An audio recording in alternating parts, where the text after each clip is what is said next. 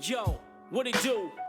You are now tuned in to the Northwest Highlights. Yo, what up? It's your boy Mix-A-Lot in the building. I'm trying to buy it so I can say I own the building. It's the Northwest Highlights show from the town for the town. In here. And me, EDAWG, baby. Hey.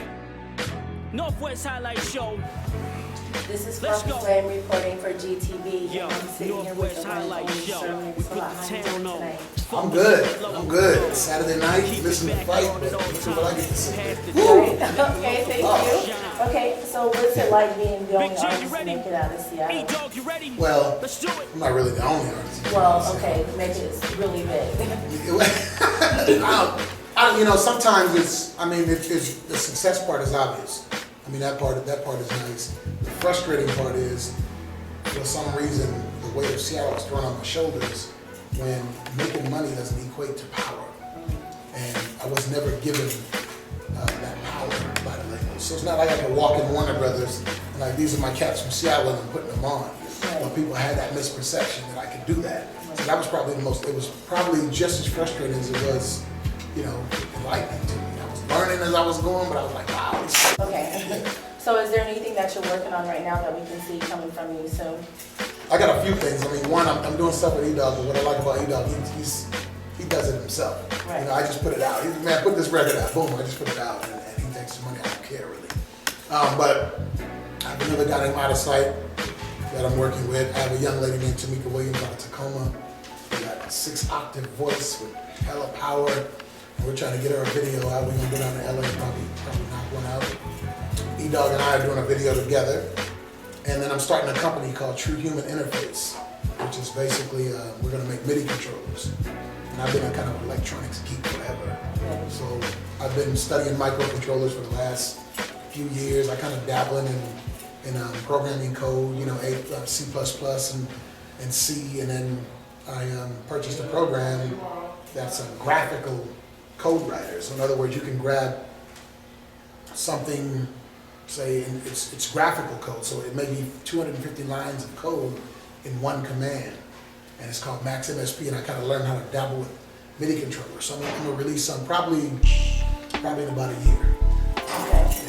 And then, is there any advice that you can give to the Northwest hip hop scene so that they can reach their success also? To me, in my opinion, where the Northwest is right now as far as hip hop is so far ahead of when I came up, it's insane. When I came up, we were all running each other's parties battling. That's all we were doing, dissing each other in songs. It was counterproductive. I met some cats that came out from New York, the Boogie Boys and these guys back in the day. I remember them laughing at us. And I felt bad. They were listening to our local hip hop and they were laughing at us. And I heard one of the cats, it wasn't one of the rappers, it was one of the little entourage say, these cats are a bunch of nobodies battling each other. And I never forgot that. So I said, if I ever make a record, I'm not gonna diss nobody in the town. Even if they get at me, I'm not going in on them. Right. Because it makes you look small.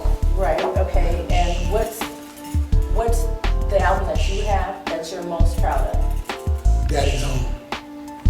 Yeah, because, I mean, a lot of people, if you listen to the lyrics on that album, understand when I was at Warner Brothers and I dropped Baby Got Back, they wanted more Baby Got Back and more and more and more. Because I mean, I can't get mad at that. I mean, when the cat's giving you a couple $1 million in advance, we want you to give them a hit.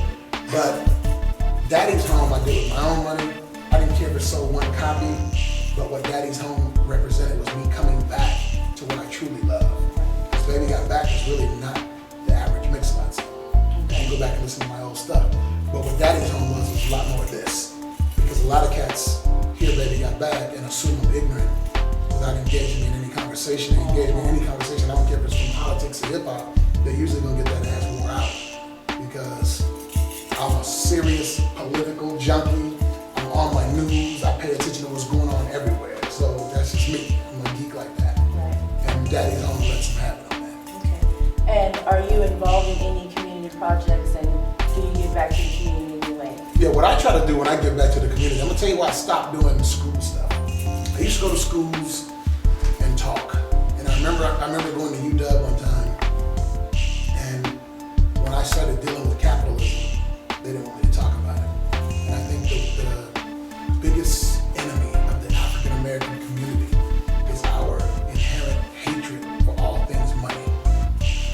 mean by that is subconsciously, when you tell a kid, you can be what you want to be and the money doesn't matter, you're teaching that kid not to be a capitalist. And this is a capitalistic society. So that's counterproductive. You might as well move to Russia. So what you have now is you have a bunch of us, a bunch of young African Americans, a bunch of young minorities being pushed out on the street with no skill whatsoever when it comes to monetizing anything. And that's why we are so far behind, because our culture kind of perpetuates this stereotypical negativity and nobody gives a damn. Right. You know, so me, what I'm gonna give the community whenever I talk to anybody from the hood, I'm giving them game. Now they don't have to suck it up. Right.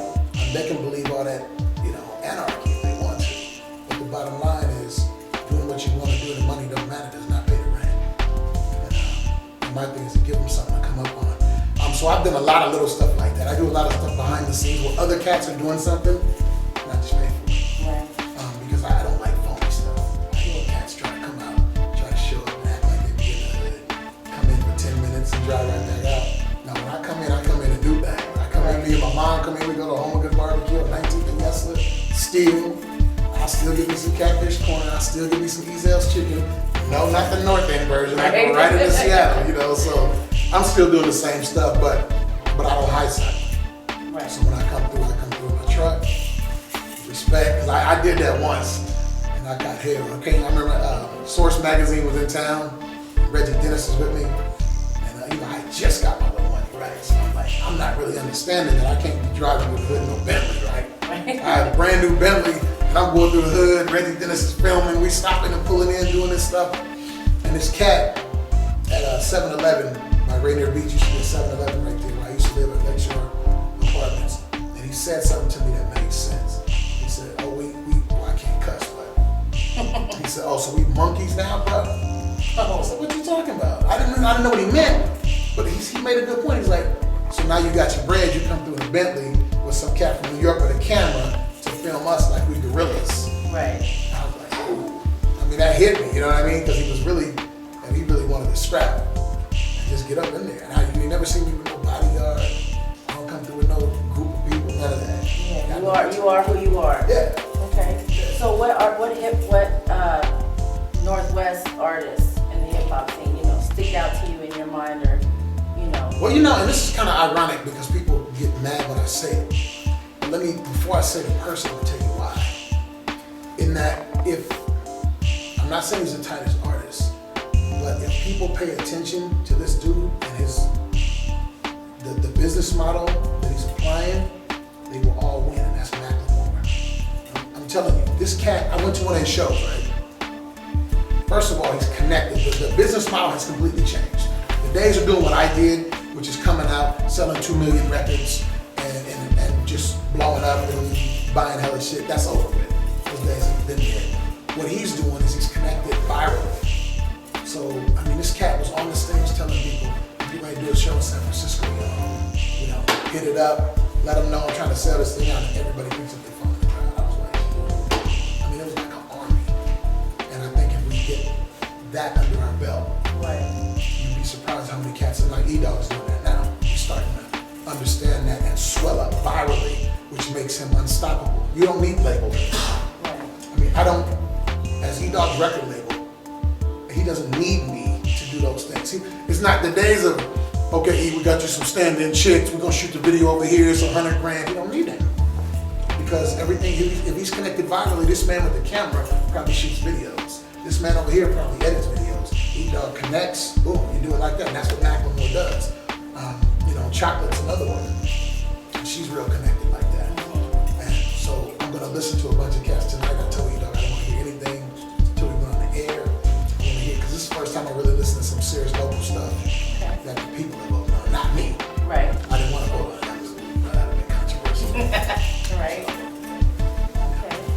Well, this is Flock of Flames, reporting for GTV. I'm here with Alot.